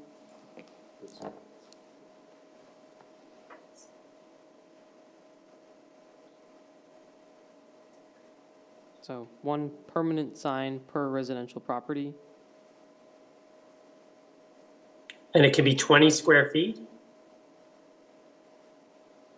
Yeah. That's what this says. Doesn't that seem a little extreme? I can put up a 2x10 proclaiming most beautiful house in the neighborhood. I mean, people have never done this, but everything's changing.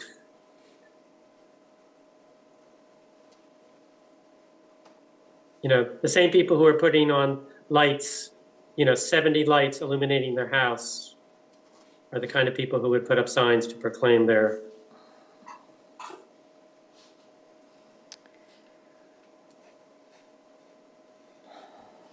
Sure, I can ask Galen about it. He might have some insight into what other towns have Sure. as sign standards as well. I don't know if this is pretty standard or more or less restrictive.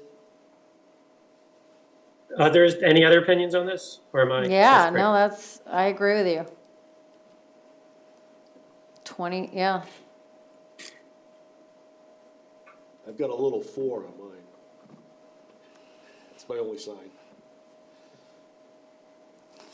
Yeah, exactly. I think it's 2 inches by 4 inches. so this is Oh, not. mine are the size of the Are you letters. looking at the So this Numbers. is, Residential. this is townwide standards, so this is Right. 246.14, I mean, that's Sort of 4 way down at 5 the end. feet. That's big. That's something more. or 6.13, I think maybe. 6.12, signs and billboards.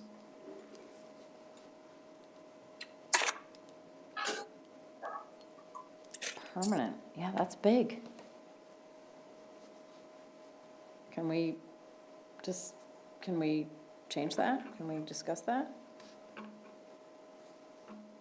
Yeah, I've put a note in here. I would want to check with Galen and see why, like maybe there's a reason that we allowed this. He might have more information on when this Yeah, became. That's the rule, it's been there for a long time. It does say here up at the top that this section was amended in 2022. Yeah. I don't know which sections were amended, so it's possible that that's one of them or that that's been in place for a long time. And my other related question to that is proclamation signs outside of new subdivisions, is that residential or it falls in the other sign? That's a good question. I will look into that. I'm not sure.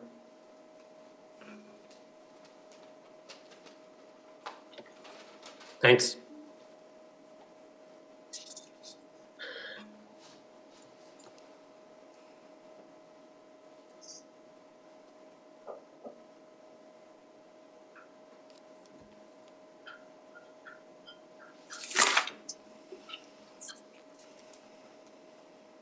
So you're looking at the temporary signs. So if you go all the way down to section H, there's two tables. Right, So you can see one of them says signage for residential properties, yeah. and that's what we're looking. And those are Yeah. permanent, And those are 20. where permanent. it says permanent. Yeah. 20 square feet, so that's 4 by 5. Permanent residential, 20 square feet.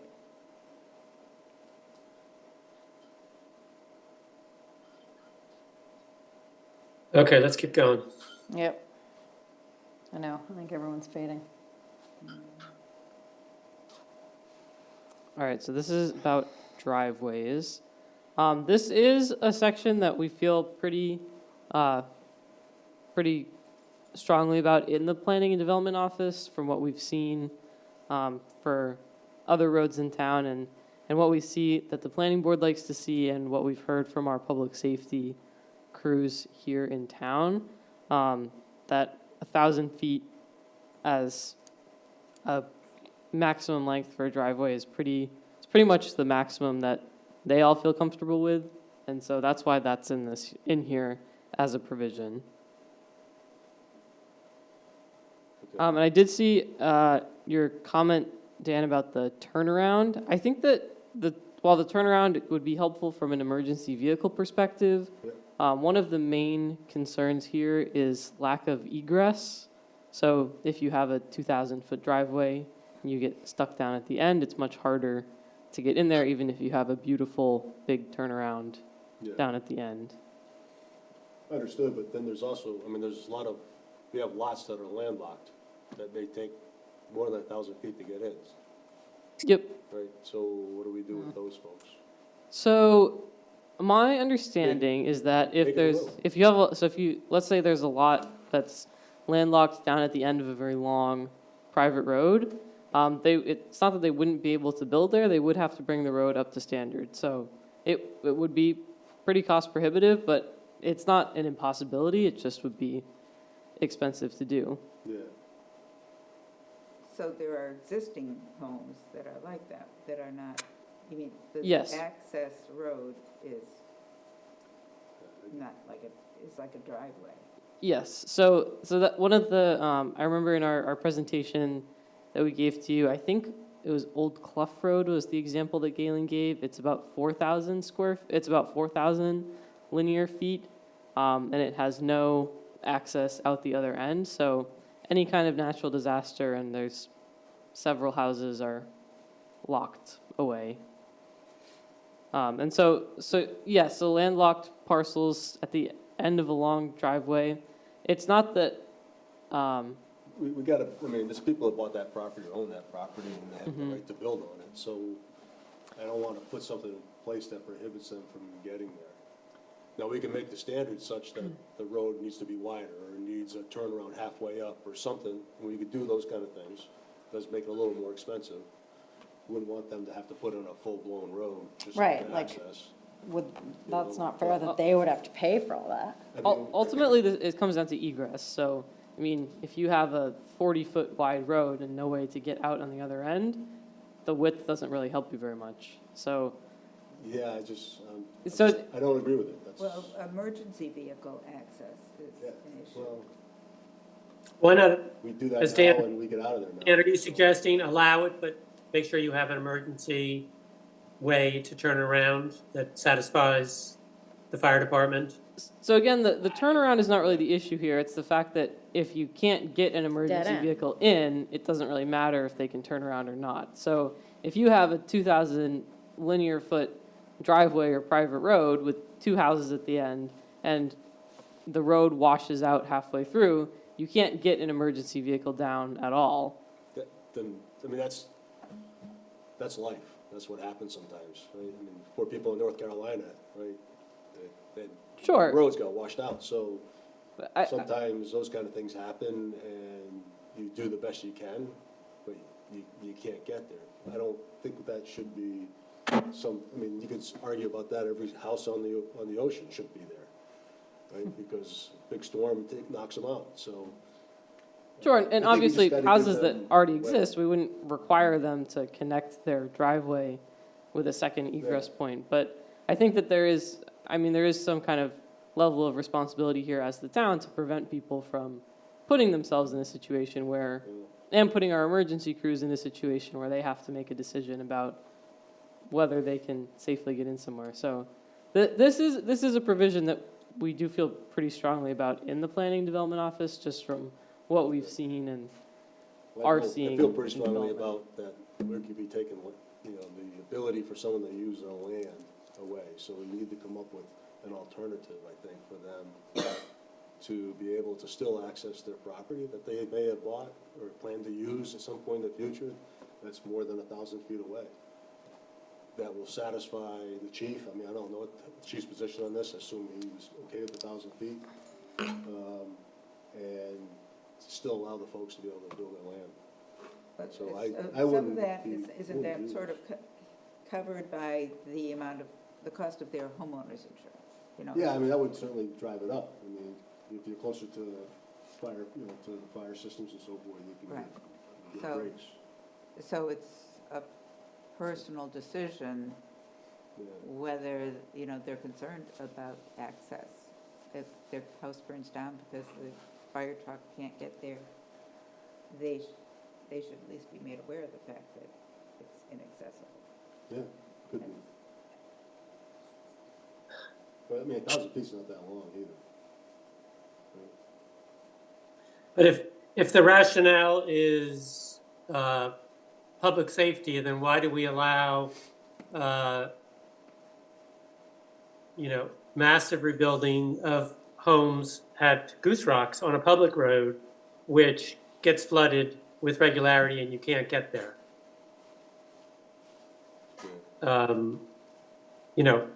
If that's the logic, then you shouldn't allow new houses to be built to replace old houses. You shouldn't be investing in a place that is not accessible.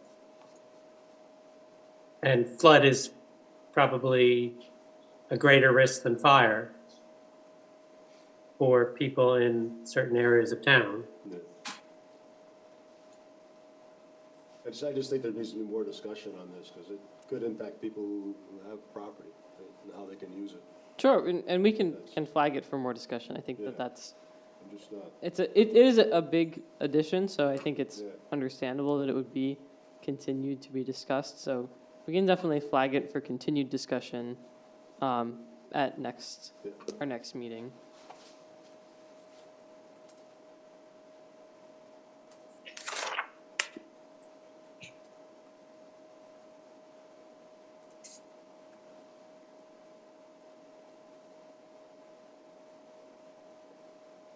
are people comfortable moving on Yeah. with the understanding that we'll continue? Yeah, what's the next comment? I was just, at the moment, I'm not in favor of adding, driveways to lot coverage. I think we gotta have a discussion on lot coverage outside of the shoreline zone. I looked at somewhere like Wells, I mean, they have some areas of their town where they have 6% lot coverage. In other places 30%, and then some places 20, like rural zones 20. 'Cause 20 might make sense in a rural zone, you got 3 acres of land, 20% lot coverage is pretty big, And that's a suggestion that Galen makes here, is that a possibility is in our growth areas allowing higher lot coverage total, which helps alleviate Yeah. that issue. Yeah, and I think that's where, like Wells is done, I think those, where the 60% is where it's already pretty built up, and you already have 60% coverage. Yep. Right? And that's kind of- automatically make everything non-conforming by passing the, so I think we gotta look at that, honestly. And that also would be, I mean, our comp plan encourages us to look at ways to encourage more growth in our growth areas. Sure. So that's another way to sort of help encourage that growth So I think it'd be, being I localized. think it'd be good for us not to add that at the moment, come up with an overall plan on how we want to define lot coverage by different areas, growth areas, rural areas. Or do we want to go by zones? But, and that makes sense and won't drive nonconformity. Yep, I think definitely another good place to continue discussion. Yeah, I'm concerned about increasing that in growth areas that are in special flood hazard zones. Sure, To me, that doesn't make sense. right. I So, think that I mean, that I think would be covered in our other zoning regulations. Like if someone is in a growth area and in the shoreland zone, they wouldn't necessarily be allowed to go up to 60% lot coverage if the shoreland zoning didn't allow them to go over 20. So I think that that's handled in some ways in other regulations. But for example, if your house is in the floodplain, you're subject to floodplain zoning as well as our regular townwide zoning. So What section is that? I haven't looked at that. Let me look at it. the floodplain is a different section. It's not land use. Right. Floodplain management and the shoreland zoning. I believe that shoreland zoning specifically does not allow above 20% lot Right. coverage. Right, yeah, no, I And that wasn't already thinking about includes shoreline all zone. I was impervious aware of that. surfaces. exactly. I'm sorry, was- could you repeat that? Yeah, I wasn't talking about in shoreline. I was talking about areas that are special flood hazard that are not in shoreline and yet are flooding. And I would be, but, So I believe all areas that are in the floodplain are resource protection, which comes with its own rules as well. So anywhere that's in the floodplain is also in resource protection. okay. I'll take a look at that, thanks. But I can flag that for follow-up as well.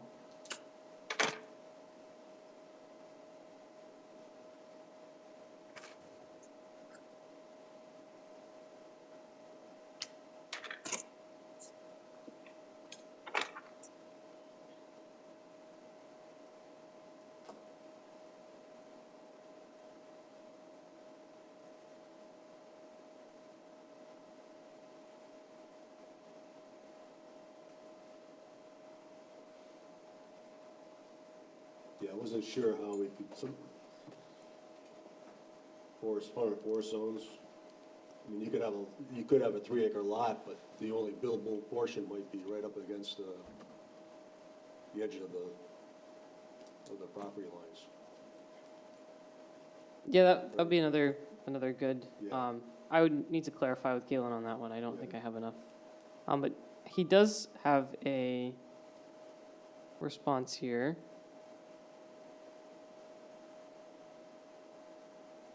So an acre building envelope would be similar to more village and growth areas. Suggest adding language that planning board may waive this requirement if lot is awkwardly shaped for compliance. However, subdivision regs currently require a 50-foot buffer for any frontage on a public road, excluding minimal width necessary for driveway/private road. This keeps a rural feel for the farm and forest zone, which is keeping in nature with the comp plan vision for this zone. So there, I mean, people could go to, if there truly is a hardship, there are other options. But we can Yeah. definitely flag this for follow-up with Galen as well.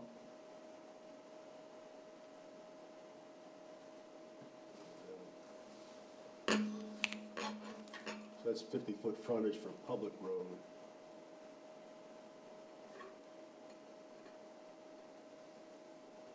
Which would be different. I mean, this is saying 50-foot buffer all the way around the property.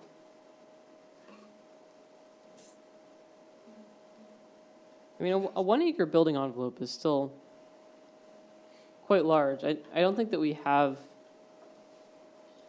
a lot of lots out there necessarily that this would be challenging for, I know some existing ones that could be, that wouldn't be able to do that. they wouldn't have a 50-foot buffer on their, zones, their boundaries. It's just because of the land, right? Mm-hmm. Because you can't have the 3 acres, 4 acres of land, but 2/3 of it could be wetland, could be forested wetland, could be some, all ledge that you can't build on or something, right? So you're in one corner. Sure. Right?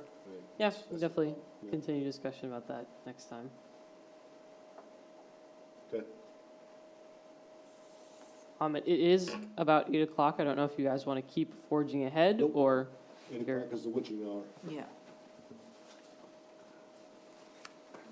All right. Any further comments for tonight? Thank you very much, Nadia, for leading us through this. Yeah. Appreciate it. of course. Paul, any comments? Just put in the minutes where we stopped, so we Okay. don't have to sort Yep, that out. And I'll make a note about that as well. Awesome. Okay, so next meeting is December Third? 3rd. Yep, I will have to do that one remotely because I will be traveling. 3rd and 17th. And what do we have for January? 2025. Who's looking that far? Me. Okay. Good question. I got kids all over the place. Are we going back to, So Yeah, 1st and January, 3rd. your Tuesday regular for meetings December. would be the 7th and the 21st. I don't believe that there are any conflicts for town staff in terms of holidays. So that seems, The like it 7th would is be- good. I'll be traveling the 21st. But it's kind of tough to do remotely because I'll be in a different time zone. hopefully not too different. No, but even, because we start at 6, so even 1 hour puts them usually in the plant still. Okay. But that's fine. If the 1st and 3rd works for everyone else? Of January? Yeah. 1st and 3rd, okay. Does that work for you, Paul? pretty much, Okay. So it's the 1st and 3rd Tuesdays of December and January. Perfect. Yeah. Great, any other business? Hearing none? Take a motion? I move that we adjourn the meeting. All right. I'll second it. You'll second it? All in favor? All right. All right, thank you all. Thank you very much for watching. Have a good night.